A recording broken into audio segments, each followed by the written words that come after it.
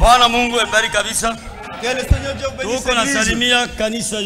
Nous saluons toute l'église au nom de notre Seigneur Jésus-Christ. Que Dieu vous bénisse. Les rachetés chantent pour Dieu. Parce que c'est notre Dieu qui nous a sauvés. Si tu regardes mon frère, avant que Dieu ne t'appelle, toi tu sais ce qui vient après. Il faut bien observer la façon dont tu vivais, comment tu étais. Tu devais mourir avec la boisson alcoolique. Tu allais mourir avec l'impudicité. Que Dieu bénisse richement. Dieu nous sauve, mon frère. Il t'a fait ce que tu es aujourd'hui. Tu dois être reconnaissant envers Dieu. Et tu dois le louer, mon frère. Que le Seigneur Dieu vous bénisse richement. Je remercie Dieu richement. Comme il m'a gardé au milieu de mes frères et sœurs. Je remercie les serviteurs de Dieu, notre pasteur Jacques Hassani. Je les remercie beaucoup. Si quelqu'un te donne une confiance, il t'aime. T'accordes la chair pour prêcher. C'est un amour qui est là, frère. Tu peux être un docteur. Tu connais bien prêcher. Mais si le pasteur Hassan refusait, tu ne veux pas prêcher ici. Que Dieu vous bénisse richement.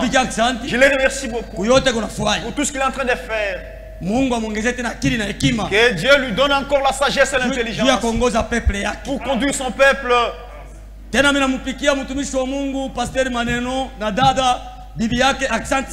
Encore je remercie le serviteur de Dieu, pasteur Maneno, et son épouse, la sœur. Ce sont des bonnes personnes. Comme la Bible le dit, l'homme est toujours bon par la parole de Dieu. Un homme sans parole de Dieu, il est plus mauvais. Que Dieu le bénisse richement. Parce que Dieu a dit, lorsque vous croyez en moi, vous aurez beaucoup de frères, vous aurez beaucoup de sœurs, et les meilleurs. Et enfin vous aurez la vie éternelle. C'est bien, non? Que Dieu bénisse le Seigneur Dieu Maneno. Que Dieu se souvienne de notre diacre, notre administrateur Bosco et sa femme. Que Dieu les bénisse. C'est encore mes frères qui m'ont bien accueilli. Ils ont fait tout ce qu'ils pouvaient faire pour leurs frères. Frère Bosco me payait même les unités.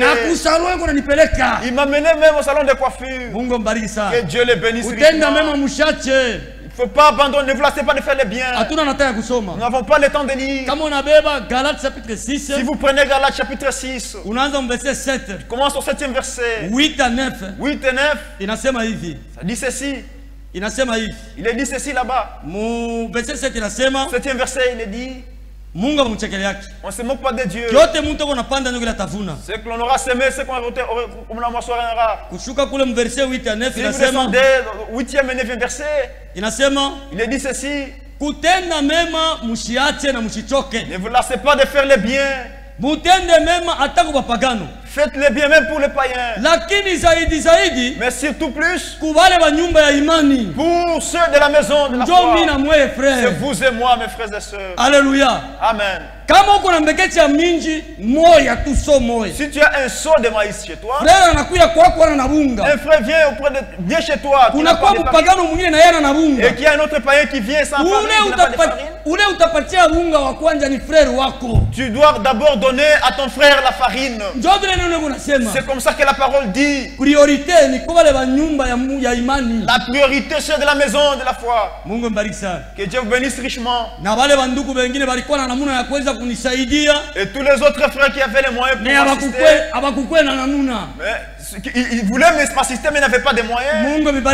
Que Dieu vous bénisse richement. Nous allons nous lever et lire la parole de Dieu. Aujourd'hui je vais arrêter. Dieu voulant, s'il y aura occasion de voyager, de vous allez rester pensez à moi dans vos prières. Parce que le patron du voyage, c'est Jésus-Christ. Nous allons lire notre écriture habituelle. Genèse chapitre 12. Mwanzo sura ya 12. Nous allons lire au premier verset. Nous y sommes. L'Éternel dit à Abraham, va-t'en de ton pays, de ta patrie, et de la maison de ton père, dans les pays que je te montrerai. Je ferai de toi une grande nation, et je te bénirai. Je rendrai ton nom grand, et tu seras une source de bénédiction. Je bénirai ceux qui te béniront, et je maudirai ceux qui te maudiront, et toutes les familles de la terre seront bénies en toi. Que le Seigneur Dieu vous bénisse richement. Notre pasteur Maneno va prier pour nous. Dieu notre Père, Dieu est bon. Nous disons merci pour la parole que nous venons de lire. C'est toi l'auteur de cette parole. Notre Père ne pourra rien sans toi. Parce que c'est ton onction qui va enseigner ton église. Que tout soit fait au nom de Jésus-Christ. Amen. Amen. Que le Seigneur Dieu bénisse l'église. La foi liée à la promesse. La foi liée à la promesse. Imani La foi, mon frère, ma soeur, elle est toujours basée sur la parole de Dieu. Elle n'est pas basée sur une autre chose, mes frères. Elle est basée sur la parole de Dieu. Amen. Amen. La foi marche avec l'amour. La foi marche avec l'obéissance à la parole de Dieu. Amen. Amen. Que Dieu vous bénisse richement. Imani frère, Bible inasema bila kuya na imani hakuna hata mtu mmoja atampendezaka Mungu. La Bible dit sans la foi personne ne sera agréable devant Dieu. Imani frère. La foi mon frère. Tutasoma Hébreux chapitre 11 verset 1. Nous allons le lire dans les Hébreux chapitre 11 premier verset. Tuko pale frère, twende haraka haraka sana. Hébreux chapitre 11. Nous y sommes. Twende pale. Or la foi est une ferme assurance des choses qu'on espère, une démonstration de celles qu'on ne voit pas. Pour l'avoir possédé, que le Seigneur Dieu vous bénisse richement. La foi c'est une ferme assurance des choses qu'on ne voit pas. Ce que tu ne vois pas, les choses dont tu n'as jamais vu, tu crois en cela. C'est ça la foi. Il n'y a pas de foi. Quand tu vois, c'est alors que tu crois et dire que tu as la foi. Non, ça. La foi c'est croire. C'est que tu as la chose dont tu n'as jamais assisté. C'est que tu n'as pas vu. La Bible dit Jésus-Christ était mort. Après 3 jours, il est ressuscité d'entre les morts. Comme toi et moi nous avons la foi, nous disons Amen à cela. Que Dieu vous bénisse. C'est ça la foi, mon frère. Amen. Amen. Verset 5. 5e verset. C'est par la foi qu'Enoch fut enlevé. Pour qu'il ne vit point la mort. Et qu'il ne parut plus. Parce que Dieu l'avait enlevé. Car avant son enlèvement, il avait reçu le témoignage qu'il était agréable à Dieu. Amen. Amen. Avant que Dieu n'enlève Enoch, avant qu'Enoch soit enlevé, il avait reçu le témoignage de Dieu disant qu'Enoch, sa vie, tout ce qu'il faisait sur la terre était agréable à Dieu. C'est pourquoi Dieu m'a toi et ndugu yangu na dada yangu, mon frère, ma soeur, tunapaswa kufanya nguvu, nous devons faire un effort juu ya kumpendeza Mungu, pour être agréable à Dieu. Mungu abariki sana. Que Dieu vous bénisse. Tunapaswa kufanya nguvu ya kumpendeza Mungu, frère. Nous devons faire un effort pour être agréable à Dieu, frère. Haina kumpendeza mtu, frère. C'est pas être agréable à un homme, plaire à un homme, non. Twende, frère.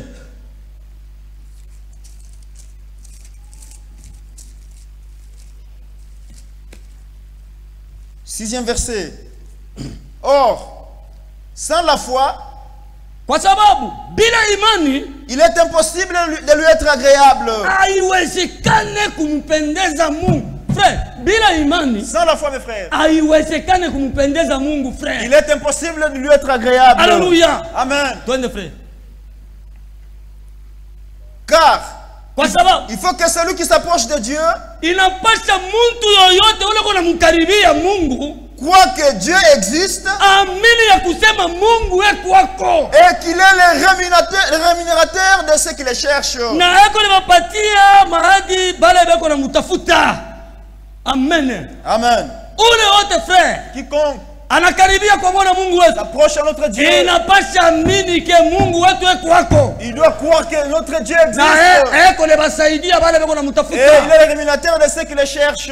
Que Dieu vous bénisse. Mungu awabariki. Pasho imani, frère, sans la foi, hawezi kumpendeza Mungu. Il est impossible de lui être agréable. Kulikuwa baaminifu bawili. S'il y a deux croyants, baaminifu bawili, frère, deux croyants, mes frères, bakumwanzo, le premier croyant, Abel na Caïn. Il y avait deux croyants au commencement. Abel et Caïn. C'était deux adorateurs. Il y avait un. L'un était charnel. L'homme charnel. Et l'autre, c'était un homme spirituel. Voilà Abel. Ces deux adorateurs, c'était les adorateurs du commencement. Alléluia. Amen. Le prophète dit ceci. Une véritable foi, c'est la révélation. Imani ya kweli ni ufunuo. Huyu moya. L'un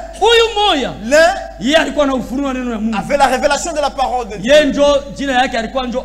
il s'appelait Abel. Et l'autre, mon frère, il était charnel sans révélation. Ils sont allés offrir. Ils avaient fait des autels. Comme Abel avait la révélation de la parole de Dieu. Il a offert un sacrifice agréable à Dieu. Et Dieu avait agréé son offrande. Abel, Dieu a agréé son offrande. Mais Caïn, comme il n'avait pas de révélation, il a aussi offert de ses produits de récolte. Les bananes, les oranges, les citrons et autres fruits.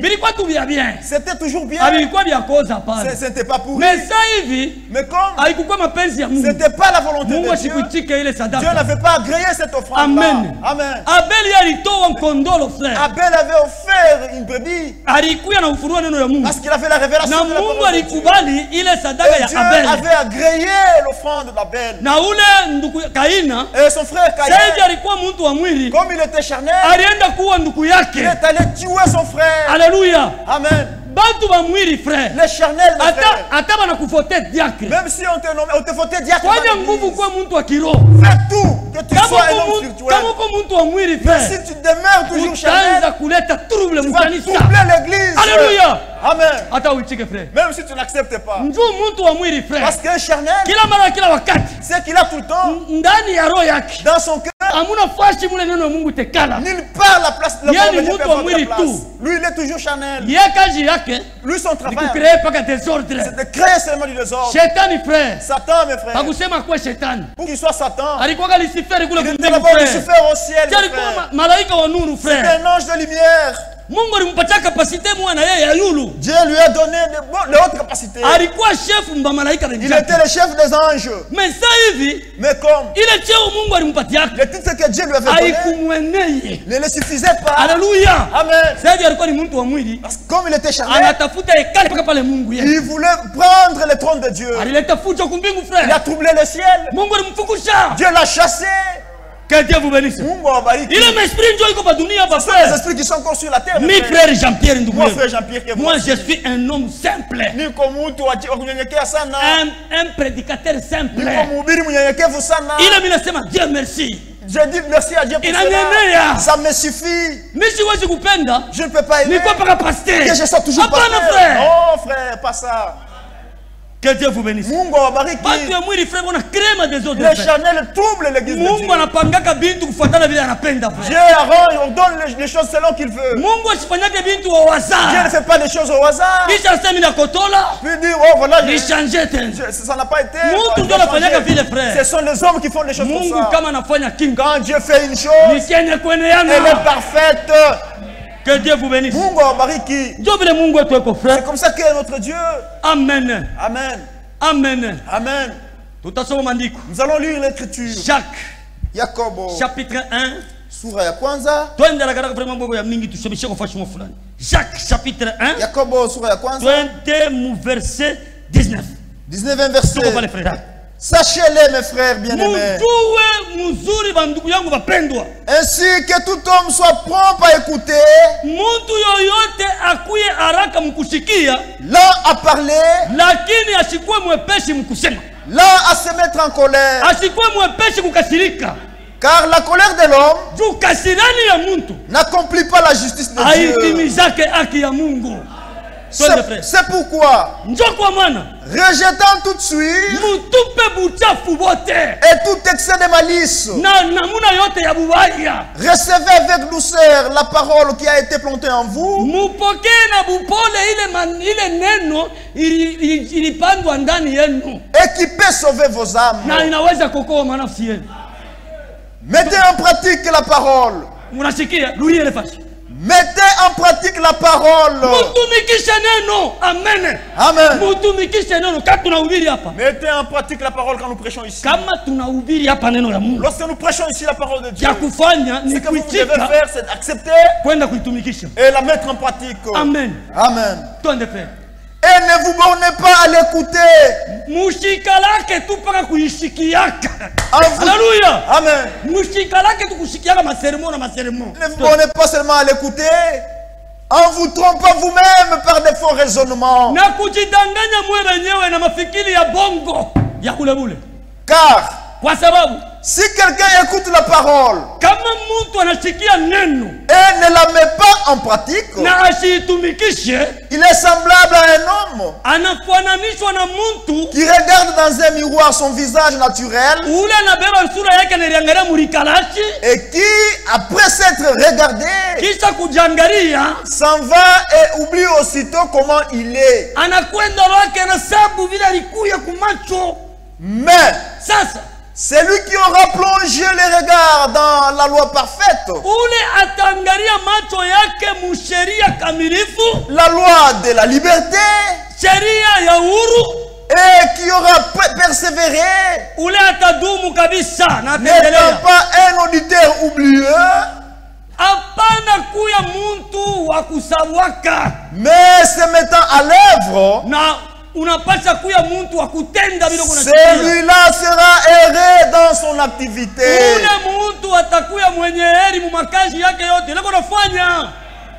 Amen kanisa. Amen. C'est lui qui entend la parole de Dieu et la met en pratique. Il sera heureux dans son activité. Les gens sont en train d'ensorceler à cause d'une mauvaise vie. Si tu commences une mauvaise vie, même dans ta kiosque là, même si tu es embauché, je ne sais pas où. Kama ni kuma activité ya leo inakuya ya Chinois. C'est pas si c'est peut-être les activités des Chinois qui viennent. Unapata kazi, unaanza kupata makuta. Tu es engagé là-bas, tu commences à avoir l'argent. Unamwona dada yetu. Tu vois notre sœur. Anakuwa mbaya sana. Elle devient plus laide. Unaenda kupata basentisha. Tu vas chercher maintenant des sentiches. Unaloka ile kazi watakutosha. Tu vas ensorceler ce travail-là, on va te faire partir. On va te limoger si tu n'acceptes pas. Pour pas gagner. Amen. Amen. On va te limoger. Frère, prions. On va pas prier ici. On va pas prier. Que Dieu vous bénisse. Quand Dieu t'a donné l'emploi, tu es allé te et tu commences à m'étonner. Amen. Amen. Si tu commences l'adultère dans tes affaires, tu vas tout endommager. Tu vas souffrir. Amen. Amen. Nous, notre bénédiction, c'est garder la parole de Dieu. Dès que tu brises la parole, c'est la malédiction qui va te poursuivre. Amen. Amen. Amen. Amen. Jacques. Jacob. Chapitre 2. Verset 14. Nous y sommes. Mes frères, que sert-il à quelqu'un? Jacques chapitre 2, verset 14. Ah. Mes frères, que sert-il à quelqu'un de dire qu'il a la foi s'il n'a pas les œuvres? Amen. La vie que tu es en train de mener, c'est ta foi. La foi doit manifester ses œuvres. La foi peut-elle les sauver? Si un frère ou une sœur sont nus, si un frère ou une sœur sont nus,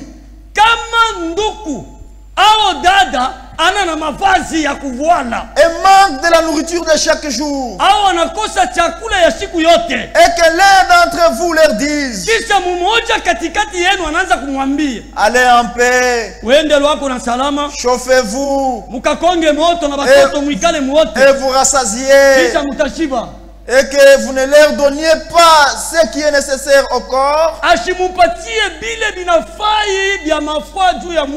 quoi cela sert-il? Amen. Il en est ainsi de la foi. Si elle n'a pas les œuvres, elle est morte en elle-même. Amen. Ton frère vient, tu le vois, mon frère. D'abord pour lui dire les choses de ta maison. Ça c'est une grande humilité. Frère, si tu n'as pas, il ne faut pas t'enorgueillir. Nous sommes dans la famille royale. Ça te complique, va voir le frère. Dis-lui clairement. Et quand on te dit aussi le problème, qui est enfant de Dieu, c'est qu'il le pousse à venir te dire. Il n'a pas dit ça. C'est le sang de Jésus. Alléluia. Amen. Il te dit, nous n'avons pas la farine à la maison. Il n'y a même pas la nourriture. Toi et la sœur, vous allez rester là. Tu vas entrer dans la maison, dans la chambre. On vous appelle là-bas. Je suis passé là. Il n'y a rien, les enfants ont maigri, il n'y a pas moyen. Ça fait 3 jours qu'ils ne mangent pas. Ah, ils vont sentir. Nous sommes déjà bénis. Nous avons déjà gagné. Ils vont sentir. Va lui dire que nous n'avons pas l'argent. Ça c'est quelle sorte de foi? À quoi ça va-t-elle servir? Qui est seulement un homme de tabernacle. Amen. Amen. Nous n'avons rien. Ils vont sentir. Les lèvres sont déjà séchées, les enfants. Amen. Amen. La sœur, si c'est le frère, va sortir. Quand elle va chez son frère, biologique, charnel, il lui donne l'argent. Toi, là où tu es resté, sache que tu es déjà tombé. Tu n'as plus de ciel. Parce que Jésus dit que votre justice, si votre justice ne passe pas celle des pharisiens, vous n'irez jamais au ciel. C'est dans Matthieu 5:20. Allez lire à la maison. Que Dieu vous bénisse. Nous avons cru ici, mes frères. Nous sommes les frères dans notre Seigneur. La foi sans œuvre, elle est morte. Nous y sommes, frères. Il en est ainsi de la foi. Si elle n'a pas les œuvres, elle est morte en elle-même. Mais quelqu'un dira, toi tu as la foi. Et moi j'ai les œuvres. Montre-moi ta foi sans les œuvres. Et moi je te montrerai la foi par mes œuvres. Tu crois qu'il y a un seul Dieu? Tu fais bien. Les démons les croient aussi. Et ils tremblent. Veux-tu savoir, ô homme vain, que la foi sans les œuvres est inutile?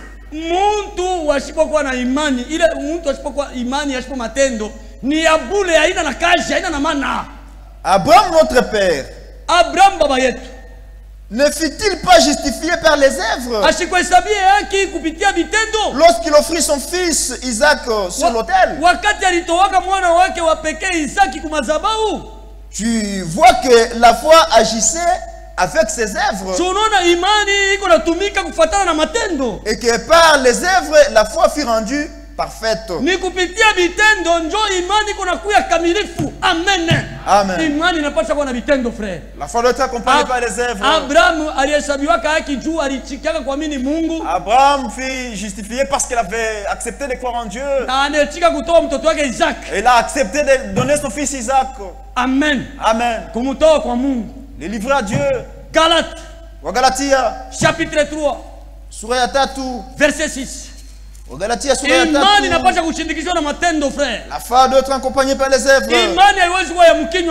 Ne peut pas avoir seulement une simple confession de foi. Tout comme les frères. Comme Abraham crie à Dieu. Et que cela lui fut imputé à justice. Reconnaissez donc que ce sont ceux qui ont la foi qui sont fils d'Abraham. Alléluia. Amen. Amen. Aussi l'écriture prévoyait que Dieu justifierait les païens par la foi.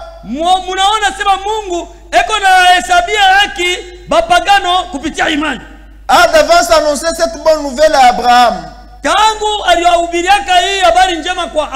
Toutes les nations seront bénies en toi.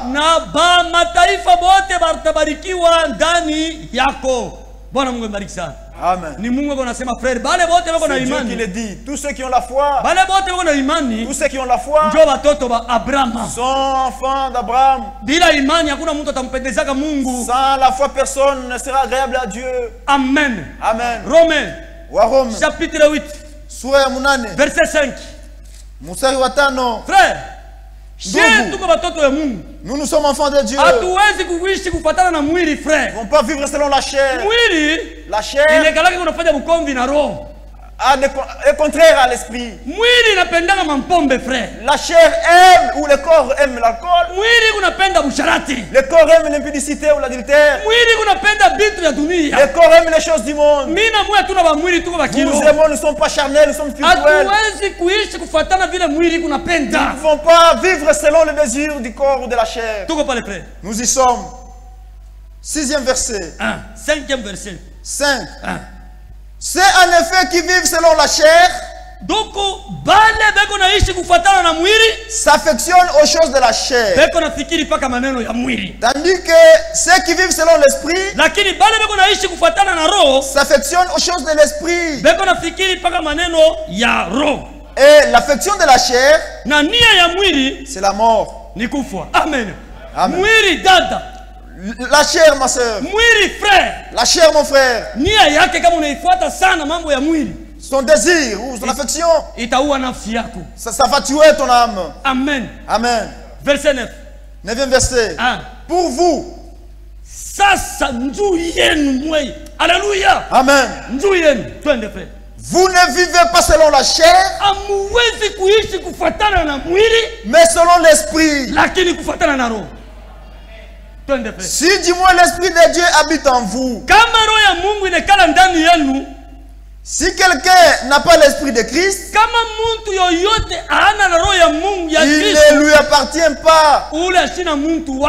Amen. Amen. Vous écoutez ce que la parole dit? Vous ne pouvez pas vivre selon la chair. Vous devez vivre selon l'esprit. Si quelqu'un n'a pas l'esprit de Christ, il ne lui appartient pas. Si tu ne lui appartiens pas, tu es de qui? Cherche où aller. Amen. Amen. Verset 13. Si vous vivez selon la chair, vous mourrez. Mais si par l'esprit, vous faites mourir les actions du corps, vous vivrez. Car tous ceux qui sont conduits par l'esprit de Dieu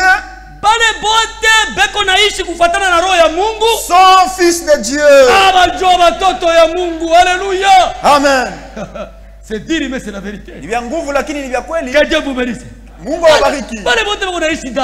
Tous ceux qui vivent, tous ceux qui vivent, mes frères, selon l'esprit de Dieu, ils sont conduits par l'esprit de Dieu. Ce sont les enfants ou les fils de Dieu. Si tu es conduit par l'esprit de Dieu, ça ne peut pas t'amener à l'adultère, ça ne peut pas t'amener à l'alcool, ça ne peut pas t'amener à porter les collants, tu ne peux pas porter des mèches. Ceux qui vivent selon l'esprit de Dieu, voilà les enfants de Dieu. Maintenant examine-toi bien. L'esprit qui te conduit, l'esprit qui te dirige jusqu'aujourd'hui, c'est l'esprit de qui? Alama ya ulizo. Que Dieu vous bénisse. Mungu awabariki. Amen. Amen. La foi sans œuvre, elle est morte.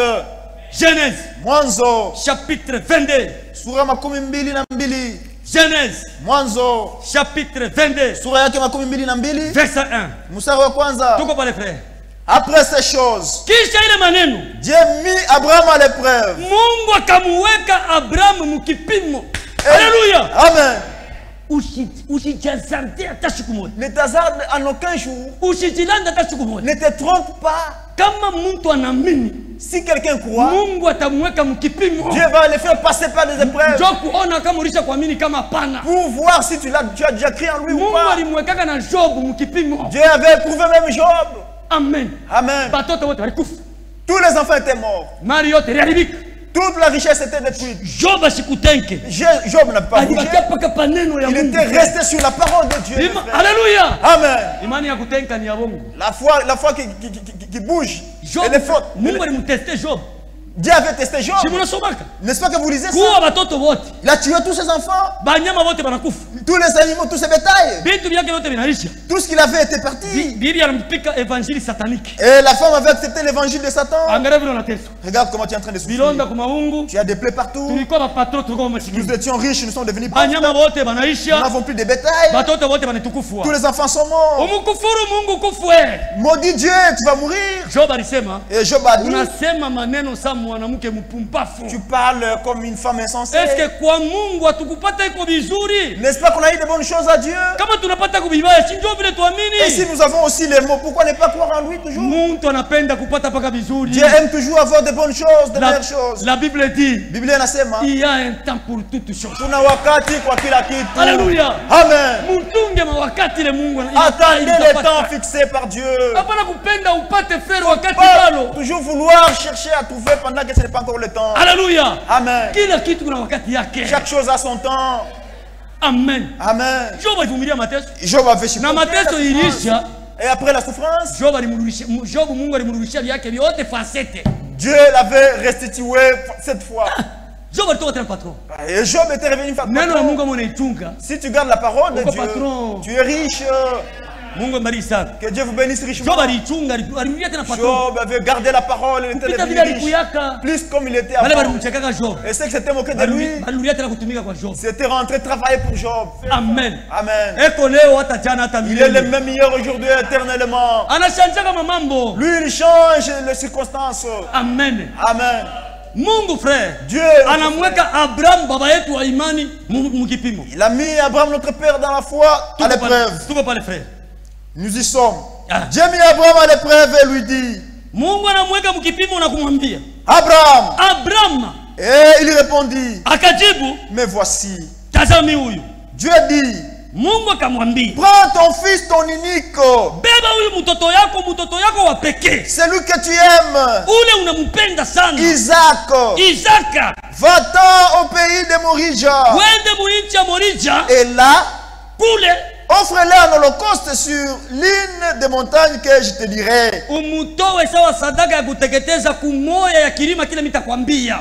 Abraham se leva de bon matin. Abraham akalamuka asubuhi mapema. C'est là son âne. Akabeba mpunda wake. Et prit avec lui 2 serviteurs et son fils Isaac. Akabeba ye pamoja naye na batumishi yake bakaji bawili na mtoto yake Isaka. Il fendit du bois pour l'holocauste. Bakabeba nkuni juu ya sadaka kuteketeza. Et parti pour aller au lieu que Dieu lui avait dit. Bakaanza kwenda juu ya kufika kuile fashi ile Mungu alimuonesha Abraham. Le 3e jour, siku ya tatu, Abraham levant les yeux, Abraham akanyanyua macho yake yulu, vit le lieu de loin, akaona ile fashi nye kwa mbali. Et Abraham dit à ses serviteurs, akaonesha bale batumishi yake akashi, restez ici avec l'âne. Mubakie hapa pamoja na mpunda. Moi et le jeune homme, nous irons jusque là pour adorer. Mie na huyu kijana wangu tuko naenda kufika kule tukabutu. Et nous reviendrons auprès de vous. Nous reviendrons tutaluria. Amen. Amen. Imani dada, la foi yasipo matendo haina na kazi. Sans œuvre ne sert à rien. Mungu anamwambia ule mtoto alimulaka moyo tu wa malaka. Dieu a dit, l'unique enfant de promesse que tu as. Isaac wakati Abraham Sarah alipata mimba na zala Isaac. Lorsque Sarah avait conçu et enfanté Isaac, Abraham miaka ilikuwa ishafika 100. Abraham était avancé en âge, il avait déjà 100 ans.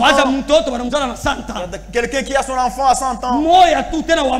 L'unique enfant de promesse.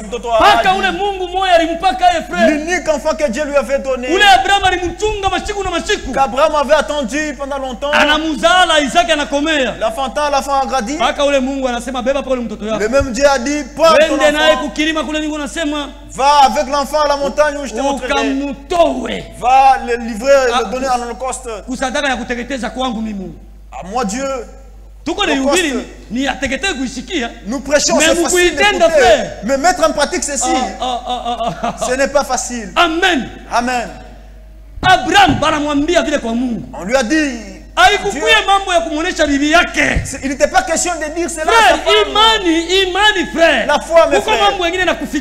Il y a d'autres personnes, quand ça arrive, un frère il cherche 10 000 francs seulement pour injecter l'enfant, pour acheter la farine à la maison. Toi, tu vas dire à la femme, et tu connais comment la sœur se comporte. Elle complique toujours les choses. Tu vas encore lui dire pour qu'elle complique. Tu es un païen du tabernacle. Alléluia. Amen. Donne l'argent directement au frère. Que Dieu vous bénisse. Abraham, frère. Abraham, s'il avait confié, s'il avait livré ses secrets à Sarah, ma femme, voilà, demain nous partons. Dieu dit, cet enfant Isaac, Dieu nous le demande pour l'offrir en holocauste. Il ne pouvait pas l'offrir. Alléluia. Amen. On voulait chercher les gens de la nef. Et les gens de bureau de... Alléluia. Amen. Regarde Sarah. Il a fait rien que ça, c'est son Alléluia. Amen. Imani ni upeke frère. La foi est individuelle. Imani ni upeke. La foi est individuelle. Regarde Sarah. Regarde Sarah. Que je lui donne ses secrets. Itakuwa mauvaise affaire. Non, ça sera une mauvaise affaire. Je vais le faire seul. Sarah sera surprise. Pendant que je serai en train de pleurer, elle va me demander où c'est Isaac. Je l'ai offert en holocauste. Alléluia. Amen. Commando, frère. Commando. Frère. Un homme de foi. Alléluia. Amen. Il y a des choses quand ça t'arrive, il ne faut pas parler. Il faut seulement agir. Amen. Quand Jésus a dit que tu donnes avec gauche, que d'autres ne sachent. Ça dit quoi? Il y a d'autres choses, c'est toi qui dois dire cela. Cela te concerne toi seul. Et tu dois les mettre en pratique toi seul. Selon la parole de Dieu. Il est allé. Arrivé en brousse. Il regarde de loin. 3 jours après. Après 3 jours. Il vit les lieux où Dieu lui avait montré. Il a dit à ses serviteurs. Restez ici. Moi et les jeunes hommes. Nous allons adorer. Après nous reviendrons vers vous. Il était sûr que même si j'ai tué Isaac là-bas. Même si j'ai le frère. Pendant que je serai rentré ici. Je serai avec lui. Amen. Amen. La foi crée, mes frères. Que Dieu vous bénisse. Nous y sommes. Abraham prit les bois pour l'Holocauste. Les chargea sur son fils Isaac. Abraham akabeba nkuni juu ya sadaka kuteketeza akamutwika mtoto yake Isaka. Et porta dans sa main le feu et le couteau. Akabeba kumkono yake kishiki kya moto na kisu. Et ils marchèrent tous deux ensemble. Bakaanza kwenda wote wawili pamoja yeye na mtoto yake Isaka. Alors Isaac parlant à Abraham, Isaac sasa anaanza kumuonesha baba yake. Son père dit, anamuonesha babake Abraham na kusema, mon père. Baba yangu. Et il répondit, Baba Abraham akajibu sema, mais voici mon fils. Tazama mimi huyu mtoto yangu. Isaac reprit, Isaac akasema, voici les feux et les bois. Tazama baba moto na nkuni yote nishabeba. Mais où est l'agneau pour l'Holocauste? Sasa mtoto wa nkondoro juu kutoa sadaka kuteketeza eko wapi? Abraham répondit, Abraham akajibu, mon fils, mtoto yangu, Dieu se pourvoira lui-même de l'agneau. Alléluia. Amen. Asema Mungu atatayarisha yeye mwenyewe. Dieu se pourvoira lui-même. Kati ya bubenisi. Mungu awabariki. Isaac alors sema babake sasa kubikotola. Isaac a vu que son père n'avait pas respecté. Siku yote wanaenda kutoa sadaka na nkondolo. Tous les jours quand ils vont offrir l'agneau. Là il n'y avait pas d'agneau. Baba yake na moto kumkono. Son père avait le feu. Kukishiki. Il avait le feu. Sasa mais Isaac chakubwa nkuni.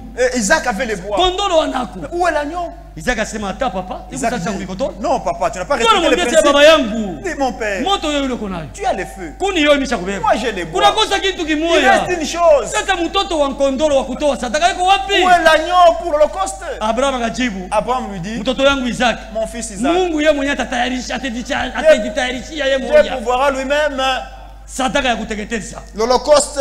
Amen. Amen. Bakakwenda twende frère. Abraham répondit, Abraham akajibu, mon fils, mtoto yangu, Dieu se pourvoira lui-même de l'agneau pour l'Holocauste. Mungu atajitayarishia yeye mwenyewe mwana kondoo juu ya sadaka kuteketeza. Et ils marchèrent tous deux ensemble. Bakaanza kwenda tena bote pamoja.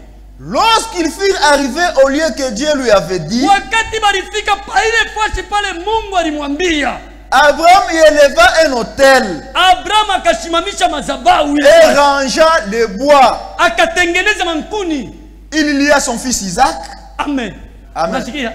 Abraham anatengeneza mankuni. Abraham arrangea les bois. Anapanga madhabahu bien. Il a bien élevé. Anaisha yoyote. Après avoir rangé, ililia. Akamufunga. Anamubamba mtoto yake kumufunga nkamba. Il lia son fils Isaac. Ama watoto wa leo frère. Les enfants d'aujourd'hui. Ama kuangalia film na makarate. Il est en train de mtu mzee wa 100 combien ans tenir devant son père.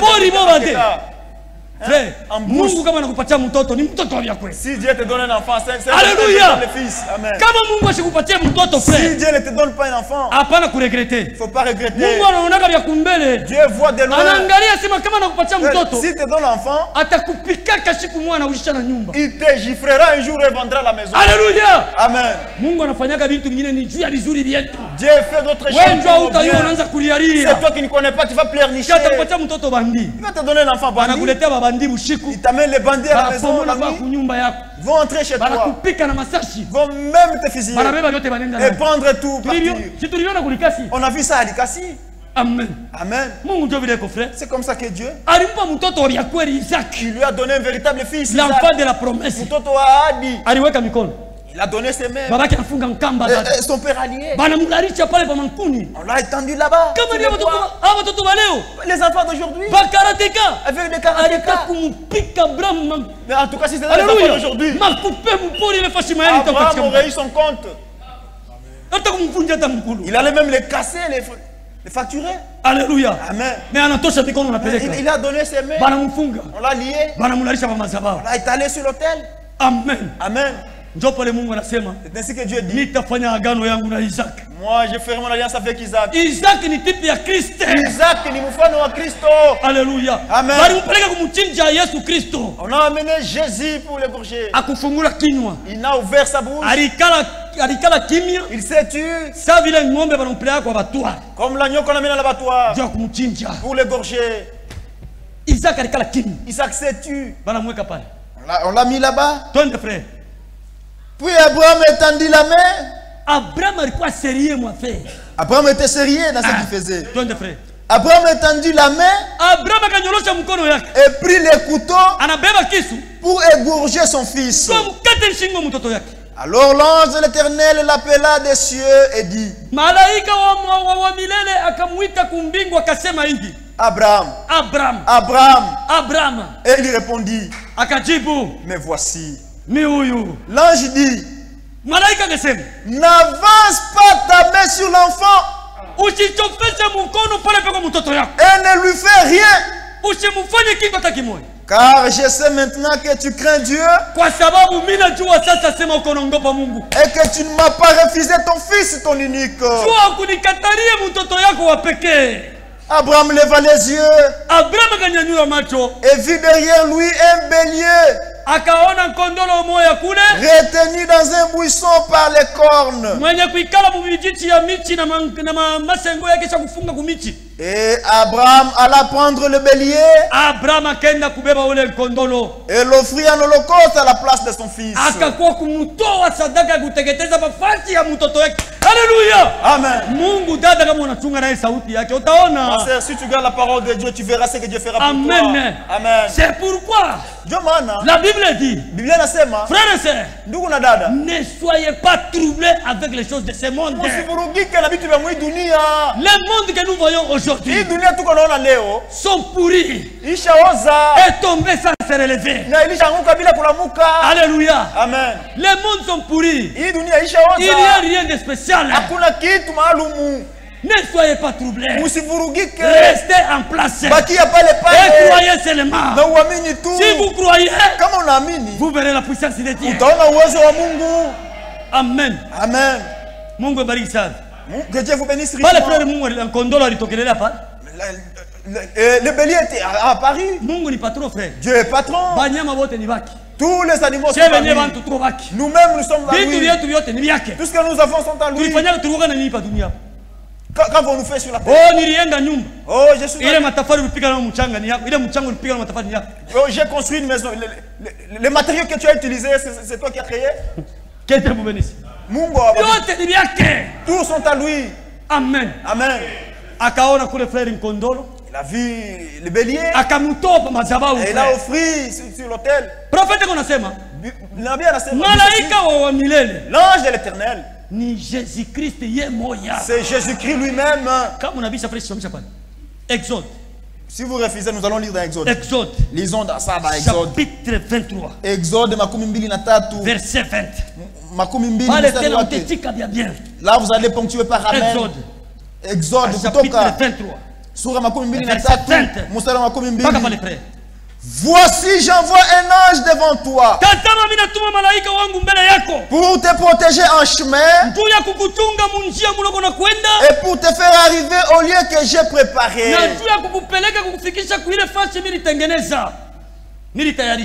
Tiens-toi sur tes gardes en sa présence et écoute sa voix. Ne lui résiste point, parce qu'il ne pardonnera pas vos péchés, car mon nom est en lui. Alléluia. Amen. L'ange de l'Éternel Jésus-Christ. Malaika wa Mungu ni Yesu Kristo. Sommes-nous d'accord, Église? Amen. Sommes-nous d'accord? Que Dieu vous bénisse. Voilà mon ange. Je l'envoie devant vous pour vous diriger et vous amener dans les lieux que j'ai prévus pour vous. Écoutez ce qu'il va vous dire. Ne résistez pas, parce que il ne pardonnera pas vos péchés. Parce que il ne pardonnera pas vos péchés. Dans cet ange-là, moi Dieu, j'ai placé mon nom. Là c'est Jésus-Christ, Jésus-Christ en Nazareth. C'est l'ange qui avait apparu à Abraham. Mais si tu écoutes sa voix, et si tu fais tout ce que je te dirai, je serai l'ennemi de tes ennemis et l'adversaire de tes adversaires. Amen. Amen. Frère, comment tu sais quoi? Mon frère, si nous avons déjà cru, nous n'avons pas peur. Nous avons déjà cru en notre Dieu. Nous dormons aisément. Dès que nous l'invoquons, après la prière, il n'y a pas de cérémonie. Les païens souffrent, mes frères. Ils vont prendre de l'eau. Ils vont asperger dans des points. Ils vont prendre une côte d'eau, placer à la porte. Et même une petite braise là-bas. Que les sorciers ne puissent pas entrer dans la maison. Nous avons l'éternel. Nous allons combattre avec nous va combattre nos ennemis. Il est question de quoi seulement? Nous y sommes. Mais si tu écoutes sa voix, et si tu fais tout ce que je te dirai. Non. Ah, mwanzo makumi mbili.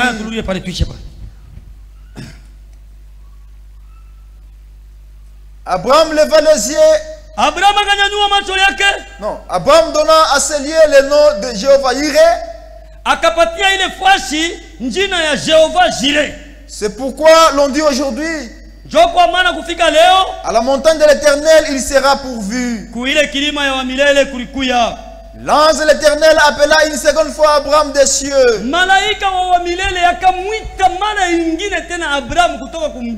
Et dit, je le jure par moi-même. Parole de l'Éternel. Amen. C'était Jésus de Nazareth. Il connaît Jésus Christ en Nazareth. Je jure par moi-même. La parole de l'Éternel. Jésus, c'est la parole. Jésus Christ en Nazareth. Que Dieu vous bénisse. Jésus, c'est la parole. Acceptez ou pas, Jésus-Christ reste la parole. Au commencement était la parole. La parole était avec Dieu. Et la parole était Dieu. La parole a été faite chair. Il est manifesté parmi nous. Amen. Amina. Que Dieu vous bénisse. Jésus, c'est la parole. Je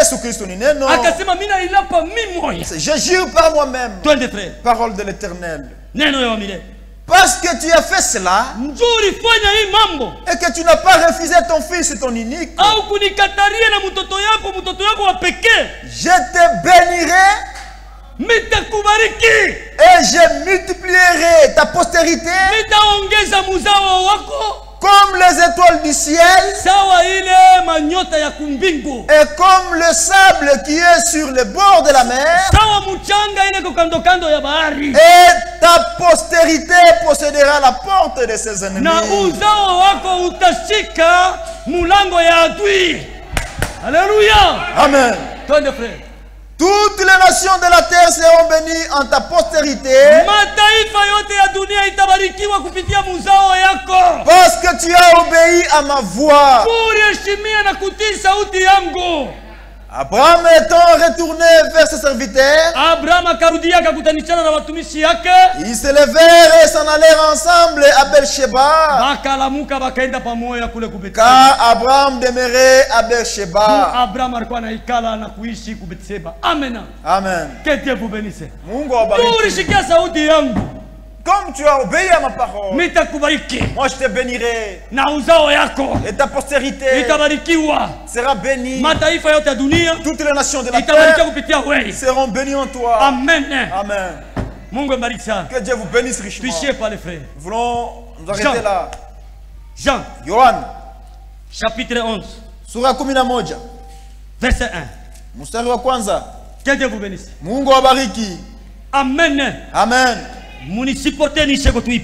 Supportez-moi de terminer, d'achever cette pensée. Église, sommes-nous ensemble? Amen. Amen. Jean. Yohana. Chapitre 11, verset 1. Il y avait un homme malade. Lazare de Béthanie.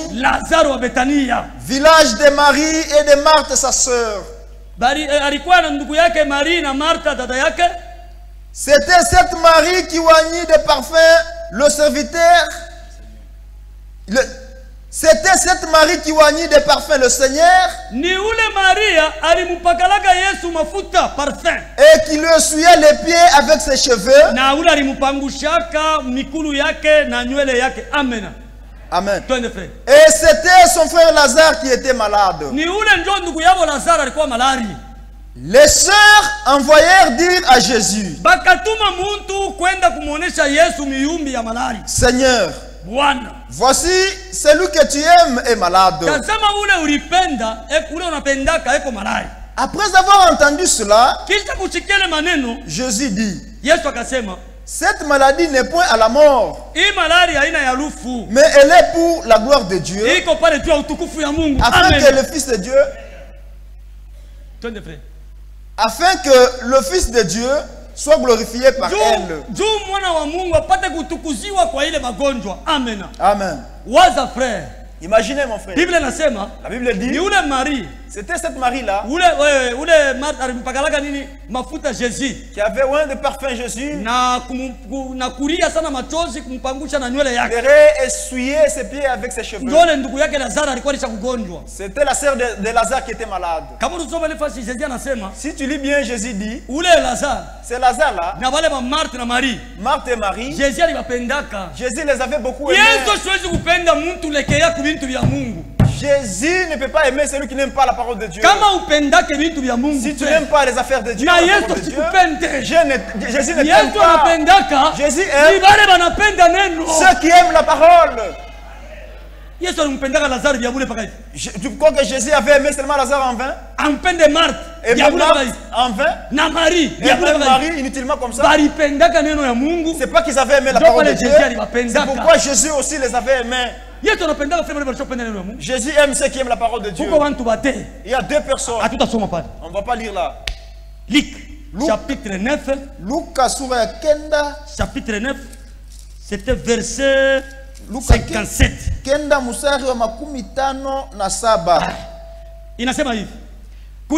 Pendant qu'ils étaient en chemin.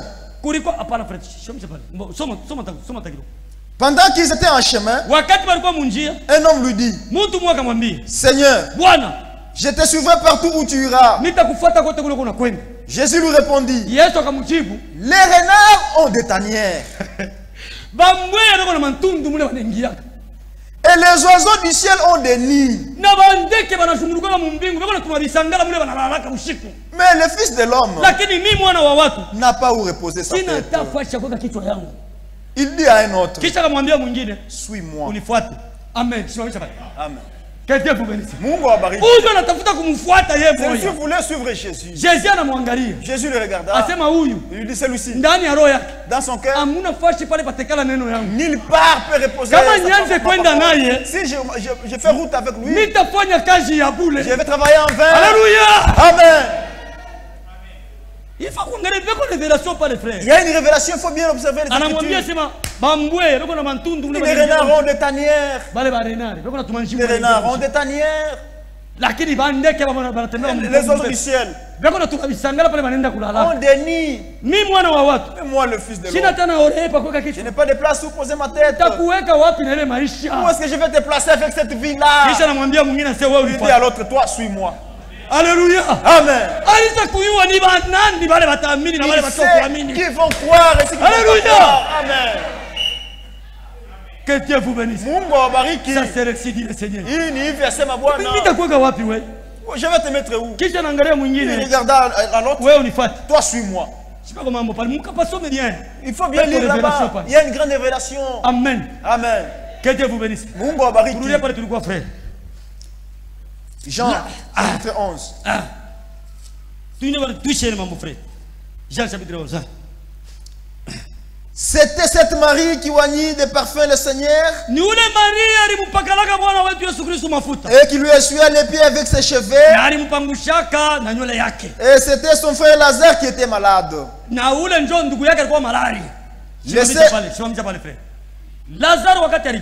Quand Lazare était malade, on avait envoyé un message à Marie et Marthe. Elle est donnée à Jésus. Et lui dire que celui que tu aimes, Lazare, il est souffrant, il est malade. Si tu traînes, il va mourir. Jésus a pris cette lettre. Il l'a très bien lu. Et ceux qui avaient amené la lettre étaient là. Après avoir lu, il a déchiré la lettre. Il a piétiné. Dit, je n'irai pas. Amen. Amen. Le messager était là. Ils sont allés dire ce qu'il a fait. Il a déchiré la lettre et jeté. Il n'a rien répondu. Amen. Amen. Marthe et Marie position. Alléluia. Dans la même position. Un chrétien ne bouge pas dans cette position. Même s'il y a un problème. Même s'il y a des maladies. Lui regarde toujours sur la promesse de la parole. Qu'elle dit la parole de Dieu. Tout problème peut t'atteindre. Tout problème peut t'atteindre, mon frère. C'est Dieu qui a le dernier mot sur ton problème. Toi, tu as déjà crié. Amen. Amen. Ils sont sortis, ils sont partis. Et Jésus a dit, cette maladie, c'est pas pour la mort. C'est pour que la gloire du Fils de l'homme soit manifestée. Amen. Amen. Et Jésus a dit à ses disciples, dit, si quelqu'un marche la nuit, il va se heurter beaucoup parce qu'il y a les ténèbres. Mais s'il marche pendant les jours, on ne peut pas trop heurter parce qu'il voit la lumière. C'est ce qu'il leur dit. Lazare, notre frère est mort. C'est toujours là. Lazare, notre frère est mort. Et les disciples ont dit, s'il dort, il va se réveiller, n'est-ce pas? Jésus les regarda. Il leur dit maintenant clairement pour qu'ils comprennent. Nous, notre Père appelait la mort le sommeil. Amen. Il appelait la mort sommeil. Alors il a changé. Il leur a dit comme ils ont toujours dit. Lazare, notre frère est mort. À l'instant quand il a dit, Thomas a dit, alors rentrons. Ils ont pris la décision de rentrer. Alléluia. Amen. Avant qu'ils prennent la décision d'aller, Jésus leur avait dit ceci. Nous rentrons d'abord en Judée. Les disciples le regardèrent et dit, toi Seigneur, nous étions avec toi en Judée. Les gens s'étaient révoltés. On a fui. Tu veux encore qu'on rentre là-bas? Là on va te tuer. Rentrons toujours là. Parce que Lazare est déjà mort. Amen. Amen. Ils se sont décidés. Ils sont partis, mes frères. Alléluia. Amen. Ils sont partis. Pendant qu'ils sont arrivés en Judée. Amen. Amen. Lorsqu'ils sont arrivés en Judée. Verset 17. 17e verset. Jésus étant arrivé, trouva que Lazare était déjà depuis 4 jours dans le sépulcre. Et comme Bethanie était près de Jérusalem, à 15 stades d'environ, beaucoup de Juifs étaient venus vers Marthe et Marie pour les consoler de la mort de leur frère. Lorsque Marthe apprit que Jésus arrivait, elle alla au-devant de lui, tandis que Marie se tenait assise à la maison. Marthe dit à Jésus, Seigneur, si tu étais ici, mon frère ne serait pas mort. Amen. Amen. Ils avaient envoyé la lettre. Ils avaient envoyé la lettre. Jésus n'était pas venu. Il a attendu jusqu'à ce que Lazare meure. 4 jours après, c'est alors qu'il était en train de... Si c'était toi, tu allais dire que je ne peux pas y aller. Amen. Amen. Je lui ai envoyé le message. Nous l'avons déjà enterré, il vient maintenant se présenter au deuil. Alléluia. Amen. Moi je n'irai pas. Marthe a couru devant Jésus. Il est tombé devant Jésus. Seigneur, Seigneur. Seigneur, Seigneur. Si tu étais là, mon frère ne serait pas mort. Amen. Amen. Lorsque Marthe a pris 21, Marthe dit à Jésus, Seigneur, si tu étais ici, mon frère ne serait pas mort. Mais maintenant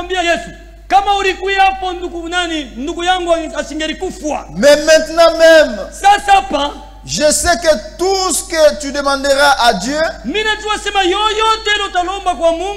te l'accordera.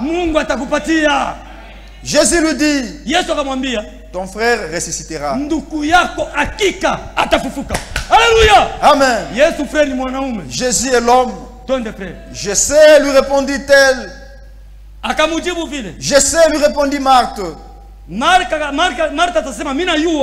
Il ressuscitera à la résurrection au dernier jour.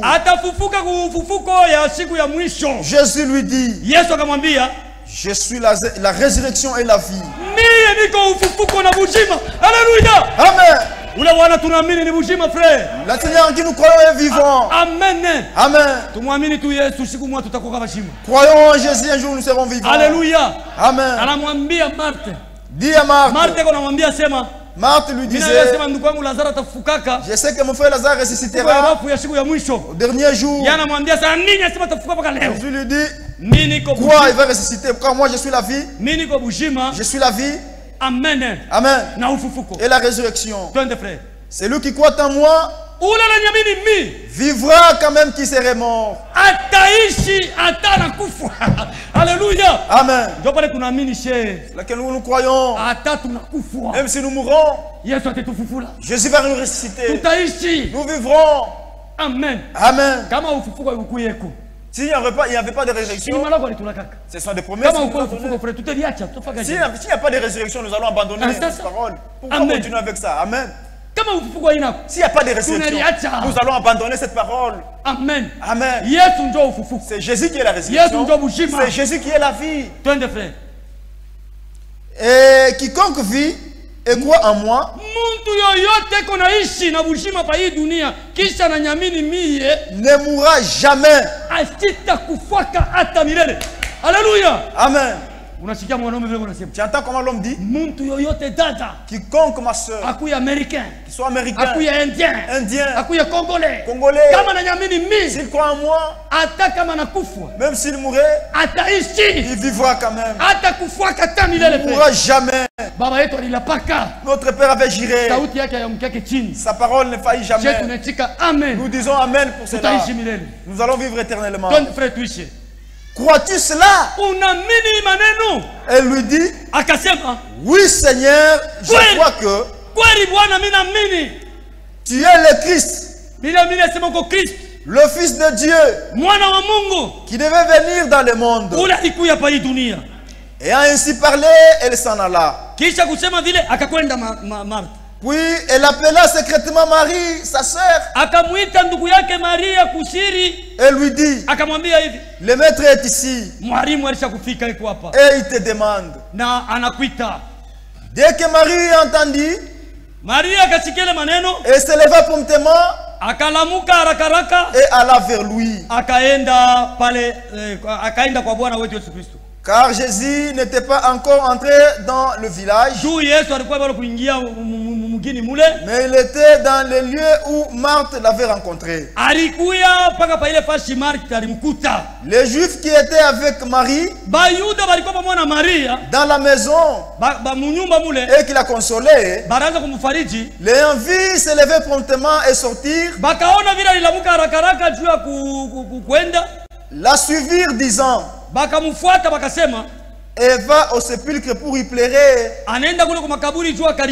Lorsque Marie fit arriver là où était Jésus, et qu'elle le vit, et tomba à ses pieds et lui dit, Seigneur, si tu étais ici, mon frère ne serait pas mort. Jésus, le voyant pleurer, elle et les Juifs qui étaient venus avec elle frémit en son esprit et fit tout ému. Et il dit, où l'avez-vous mis? Amen. Vois que je ne pendant que Jésus les a vus pleurer, il a aussi pleuré, demandé où est-ce que vous l'avez mis. On lui a dit, viens voir. Ils sont allés au cimetière. Jésus a dit une parole. ôtez la pierre. Marthe a dit, Seigneur, ça fait 4 jours qu'il est dans le sépulcre. Jésus lui a dit, ne t'ai-je pas dit que si tu crois, tu verras la gloire de Dieu. Ôtez la pierre. Et ils ont ôté la pierre. Alléluia. Amen. La foi ne marche pas avec les doutes. Si tu as des doutes dans ton cœur, la foi ne peut pas agir. Si tu as déjà prié à Dieu pour qu'il fasse quelque chose, ôte les doutes dans ton cœur. Quand on a prié Dieu, et Dieu va agir. La foi ne marche pas avec le doute. Ils ont ôté la pierre. Jésus a prié. Lazare sort. Et Lazare est sorti. Alléluia. Amen. Tout le monde l'a vu. Jésus a dit de lier-les et laisser-les partir. Les gens qui étaient étaient des incrédules. Ils avaient fermé leur cœur. Quand Jésus ressuscitait Lazare, il a fait tous les pouvoirs. Comme lui, il est Dieu. Dans la tombe, dans la sépulcre, il n'y avait pas que Lazare. Il y avait plusieurs personnes. Si les gens étaient tombés à genoux, disant Jésus, tu n'iras pas. Mon père Mutombo est là. Mon fils qui est là est mort. Assiste-moi, Seigneur. Ces jours-là, Jésus devrait ressusciter beaucoup de gens. Alléluia. Mais les gens avaient placé les doutes dans leur cœur. Il l'attendait lui-même. Et Jésus s'en alla. Que le Seigneur Dieu vous bénisse. Et nous vient d'entendre la parole de Dieu. Ainsi donc, entrons dans la prière. Dire au Seigneur, réconforte ma foi. Si ces choses ont été écrites, c'est pour nous servir d'exemple. Ainsi donc, parle aussi à Dieu qu'il t'assiste pour bien marcher dans la vie chrétienne et que tu aies aussi une foi parfaite. Les disciples ont dit au Seigneur, Seigneur, augmente-nous la foi. Approchons-nous tous dans la prière pour que Dieu nous augmente la foi. Pour ton grand amour, bénis ton serviteur, bénis ton église, que tout soit béni dans le nom de Jésus-Christ. Amen. Amen.